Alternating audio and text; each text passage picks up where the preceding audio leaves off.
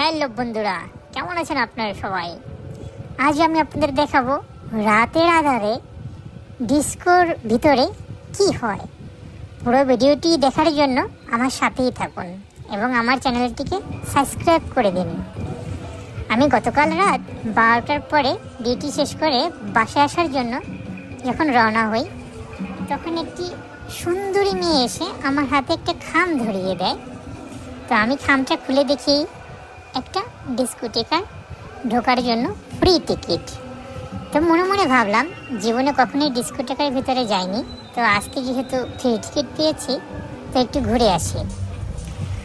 তো রওনা হলাম। প্রায় 7 মিনিট হাঁটার পরে আমি ডিস্কোটেকার সামনে গেলাম এবং টিকিটটি দিয়ে ভিতরে প্রবেশ করলাম। ভাই, প্রবেশ করার পরে যা দেখলাম কি আর বলবো আপনাদের কাছে, মুখে বলার ভাষা নেই। তারপরও আমি আপনাদের ভিডিওতে দেখাচ্ছি আসলে কি হয় ডিস্কোটেকার ভিতরে, আপনাদের কল্পনার বাহিরে। দেখুন আসলে কি অবস্থা ডিস্কোটেকার ভিতরে। তো ঢোকার পরে যা দেখলাম তার মুখের ভাষায় প্রকাশ করার মতো না। আর তখন মনে হয় যে দেশের কথা মনে করে একটা গান গাইতে গাইতে বেরিয়ে আসলাম 20 মিনিট পরে। আমারে আসিবার কথা কইয়া মন করে রাই রইয়াছ ঘুমাইয়া।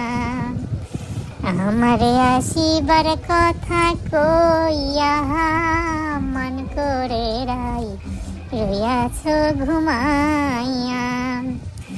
আমার কথা নাই তোর মনে, প্রেম করছো অন্যের সনে, শুইয়াছ নিজ পতি লইয়া। এই গানটা গাইতে গাইতে বেরিয়ে আসলাম আর মনে মনে ভাবলাম এই ডিস্কোটেকা আমাদের জন্য না, যাদের বয়ফ্রেন্ড গার্লফ্রেন্ড আছে বর্তমানে তাদের জন্য শুধু ডিস্কোটেকা, আর কিছুই না। তো কি আর বলবো, পরে বেরিয়ে যাই হোক, ভালো থাকবেন সবাই, দেখাবো অন্য ভিডিওতে। আল্লাহ হাফেজ।